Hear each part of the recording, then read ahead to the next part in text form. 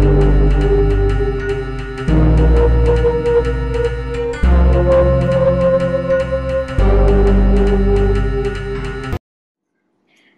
Assalamualaikum warahmatullahi wabarakatuh. Teman-teman semuanya, kali ini kita mau di dalam episode berproses, kita mau cari tahu, mengulik tentang profesi hakim. Profesi hakim ini jadi banyak banget peminatnya buat teman-teman. Nah, sekarang aku sudah mengundang salah satu seniorku di Fakultas Hukum UI. Sebenarnya aku juga belum terlalu banyak mengenal beliau, nanti kita sambil tanya-tanya, sambil kenalan juga. Nah, jadi yang sekarang jadi narasumber, yang akan berbagi tentang bagaimana prosesnya mendaftar sebagai seorang hakim, terus kemudian persiapan apa saja, dan lain sebagainya tentang hakim di pengadilan negeri. Namanya adalah Mas Ahmad Maulana Iqbal. Nanti kita tanya-tanya langsung sama beliau. Gimana Mas kabarnya, sehat? Alhamdulillah sehat. Suara aman ya? Suara aman Mas, masuk kedengaran. Terima kasih banyak Mas sebelumnya udah mau menyempatkan diri untuk berbagi di channel YouTube ini. Ya, sama-sama. Kami dulu alumni Fakultas Hukum UI juga. Iya, saya alumni Fakultas Hukum UI angkatan 2012, lulus kemarin tahun 2016. Oke. Jadi Mas, kali ini kita mau ngulik-ngulik seputar pekerjaan tentang profesi sebagai seorang hakim nih. Kira-kira sekarang kegiatannya lagi sibuk apa Mas? Saya kebetulan kan di pelosok di Saung Laki, tempatnya di Maluku, Kabupaten Kepulauan Tanimbar. Jadi untuk mungkin kalau dibandingkan daerah lain, di sini lebih sepi, lebih jarang ada kegiatan pusat keramaian. Jadi di luar kesibukan sebagai hakim ya kita sering di sini biasanya olahraga atau mencari kesibukan yang lebih dekat ke alam sih, misalnya mancing atau jalan-jalan, itu aja. Menarik ya Mas. Sebenarnya nanti juga saya pengen tanya-tanya seputar pekerjaan dunia hakim itu sebenarnya kayak gimana sih Mas? Karena kalau misalnya waktu itu saya pernah praktek peradilan di pengadilan negeri kan, yang kita tahu kan hakim bekerjanya di dalam ruangan itu ketika ada persidangan gitu. Tapi sebenarnya setelah itu tuh ada pekerjaan yang dibawa pulang atau gimana sih Mas sebenarnya keseharian seorang hakim itu? Jadi kita tupoksinya sama ya, kita memeriksa dan memutus suatu perkara, kita mengadili dan menyelesaikannya. Namun di luar jam kantor tentu kehidupan kita sebagai pribadi ya kembali ke kita masing-masing. Jadi ketika kita berseragam di kantor, di pengadilan kita adalah sebagai hakim, di rumah ya kita menjadi kepala rumah tangga, menjadi seorang ayah. Nah, untuk kegiatan di luar hakim sendiri, untuk saya di tempatnya di Somlaki ini sama teman-teman, biasanya kita tiap sore itu ngisi waktu dengan tenis, atau kita jalan-jalan. Kalau misalnya malam kita biasa ngumpul sih Mbak, kita killing time-nya, quality time sama keluarga, atau ngumpul kita satu komplek, itu aja. Oke. Jadi kalau killing time-nya hakim tuh kalau malam ngapain Mas biasanya ngobrol-ngobrol di kafe kan nggak ada ya, Maluku nggak ada kafe ya? Kalau ada sih 1-2, tapi paling kebetulan kita di tempatnya di komplek nih, rumah dinas. Jadi satu komplek isinya hakim semua. Biasa kita ngumpul-ngumpul aja, ngobrol atau bakar ikan. Tapi kalau boleh tahu pantangan hakim kalau di luar persidangan ngobrolin tentang kasus, pantangan ya Mas perkara yang lagi ditanganin? Kita masih terikat kode etik sih Mbak. Jadi di dalam dan di luar jam kerja kita terikat sepenuhnya sama kode etik. Iya benar. Gitu. Nah Mas, kalau misalnya tugasnya seorang hakim tadi kan udah dijelasin nih mengenai memeriksa, mengadili suatu perkara. Lain daripada itu sebenarnya kalau dari berkas-berkas yang banyak itu proses pemeriksaannya itu atau ada yang mengetik atau gimana Mas itu? Jadi sebagai tupoksi kita ya dalam menerima meriksa memutus suatu perkara itu kita ada sistem di dalamnya di mana dari berkas itu didaftar, dilimpahkan dari kepolisian atau didaftarkan perdata ya kalau misalnya kita di pengadilan negeri, itu semuanya kan diadministrasinya di kepaniteraan masing-masing. Nah, kita mulai aktif hakim itu ketika ditunjuk oleh ketua pengadilan melalui penetapan. Nah, setelah kita ditetapkan, ditunjuk, kita mulailah di situ tugas kita. Ketika misalnya kita majelis, ketua majelisnya melalui musyawarah, dia menetapkan dulu hari sidangnya. Terus setelah kita tetapkan hari sidangnya, baru kita mulai sidang di hari yang telah ditetapkan. Ya seperti biasa sidang sampai putus. Nah, setelah putus, baru berkas itu kita kembalikan lagi ke kepanitraan oleh panitera pengganti. Nah, dalam tugasnya itu kita lebih banyak dibantu sama panitera pengganti, Mbak. Jadi panitera pengganti itulah yang banyak menjadi tangan kanannya hakim nantinya. Kecuali putusan. Nah, untuk putusan itu pure kita sendiri yang mengerjakan tanpa bantuan dari mana-mana. Gitu, Mbak. Mas, kalau sekarang udah berapa lama di tempat di Maluku ini? Saya mulai diangkat itu tanggal 4 Mei 2020 kalau nggak salah. Tapi saya sudah sampai di sini tanggal 22 April kalau nggak salah. 2020? Tahun 2020. Iya. Mas, dulu skripsinya tentang apa? Ada nggak kaitannya sama pekerjaannya sekarang? Skripsi ya? Kan kalau kita di UI itu tuh kan ada 3 model ya tugas akhir. Kita sebutnya kan tugas akhir.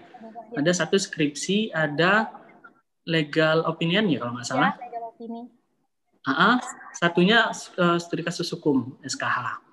Nah, kebetulan waktu di UI saya ngambilnya SKH bentuk tugas akhir saya. Nah, waktu itu saya meneliti tentang tentang kriteria pencemaran nama baik dalam pasal 273 UU ITE. Waktu itu studi kasus saya adalah tentang kasus Prita Mulyasari kalau nggak salah. Jadi Mas, kalau kita flashback lagi nih ke masa-masa kuliah dulu, dari kuliah itu apakah langsung daftar sebagai hakim lewat jalur CPNS atau gimana tuh? Jadi waktu saya lulus, kebetulan saya wisuda itu tanggal 16 April 2016 kalau nggak salah. Nah setelah wisuda, waktu itu kan belum ada penerimaan hakim segala macam. Jadi saya ngisi, waktu itu saya nggak kerja juga, saya ngisi waktu kegiatan banyak.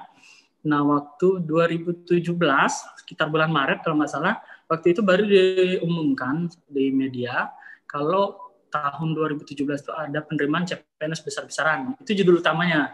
Ya waktu itu belum menyebutkan apa-apa saja itemnya. Nah ternyata setelah diumumkan lebih lanjut, barulah di situ nyaut ternyata Mahkamah Agung menerima sekitar kurang lebih 1.600 lowongan untuk hakim yang terdiri dari hakim peradilan umum, peradilan agama, sama tata usaha negara. Gitu, Mbak. Kenapa akhirnya memutuskan untuk PN aja deh, nggak pengadilan agama atau PT UN gitu kan? Kalau saya pribadi ya Mbak, waktu itu yang saya pikirkan pertama basic ilmuwan saya waktu saya S1 itu kan lebih ke pidana dan agak nggak nyambung kalau misalnya saya masuk ke TUN apalagi agama. Walaupun waktu itu saya tertarik masuk ke peradilan agama karena kan saya belajar sedikit banyak kan tentang jinayah, tentang sistem pemidanaan Islam waktu di UI. Cuma waktu itu setelah saya beberapa kali saya pertimbangkan, saya lebih tertariknya ke peradilan negeri sih Mbak. Lebih banyak tantangannya, lebih kompleks sih menurut saya begitu.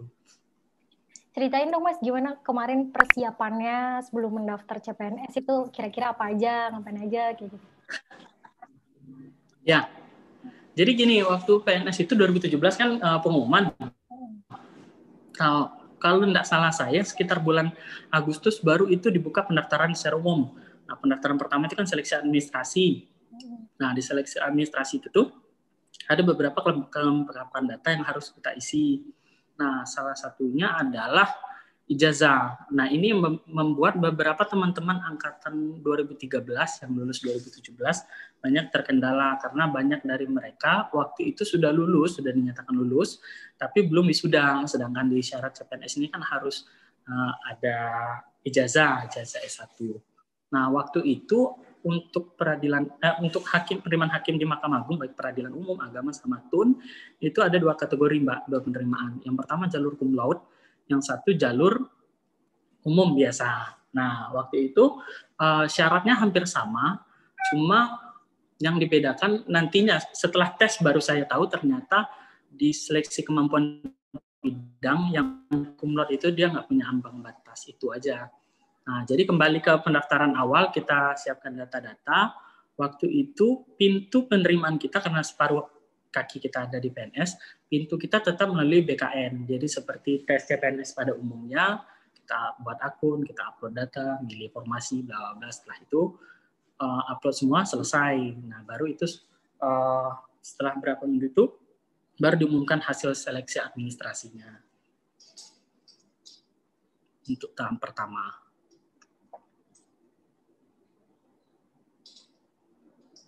Kalau dari jauh-jauh hari tuh memang udah ada persiapan nggak Mas? Kayak belajar-belajar apa, dari mana gitu, ada nggak Mas?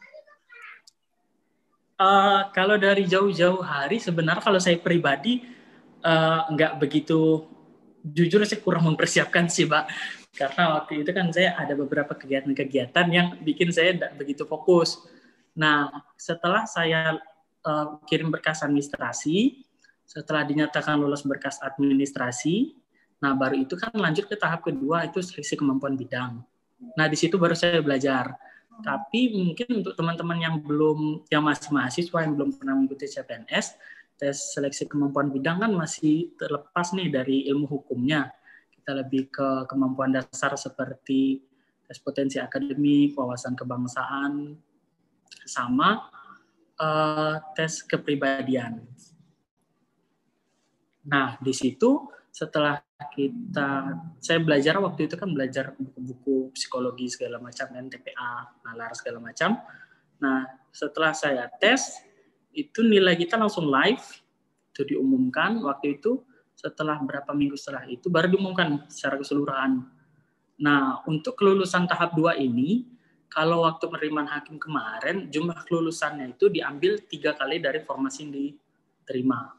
Misalnya gini, misalnya formasi peradilan umum untuk jalur umum, itu kalau nggak salah kurang lebih 900. Berarti yang lolos, yang diterima dari seleksi tahap 2 ini adalah 900 kali 3, yaitu 2.700. Kalau untuk jalur kumlotnya kurang lebih 100. Berarti kan cuma 300 yang dinyatakan lolos, 300 besar dari seluruh yang lolos tes administrasi. Nah, setelah lolos tes administrasi, baru di situ akhirnya saya belajar tentang ulang-ulang kembali materi kuliah, tentang ilmu hukum dasar, tentang teori-teori hukum, baru masuk ke pidana, perdata, acara pidana, acara perdata. Nah, di situ nanti baru kita matematian bertarung soal ilmu hukumnya. Gitu, Mbak, untuk tahap 2.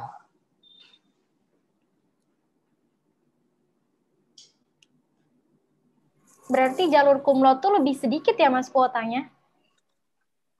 Jalur kumlot kemarin kalau nggak salah saya cuma 103 yang diterima. Dan itu syaratnya memang menyertakan ijazah yang di dalamnya itu sudah masuk akreditasi kampus A. Atau kalau misalnya di ijazah itu tidak disebutkan akreditasi A, berarti dia harus membawa akreditasi sendiri dari fakultas, dari kampusnya yang menyebutkan akreditasi A. Iya. Kalau untuk soal-soal yang mungkin keluar nih Mas waktu kemarin di bagian tahap kedua ya, yang soal-soal hukum, itu seputar apa aja Mas misalnya? Yang perlu dipelajarin gitu. Kalau tahap 2 tadi kan seleksi kemampuan bidang. Nah, di hukum itu kan masuk di tahap ketiga. Tahap ketiga itu kita ada tes kemampuan bidang. Yang kedua ada tes wawancara. Yang ketiga baru tes apa ya istilahnya, lebih ke tes IQ gitu, Mbak.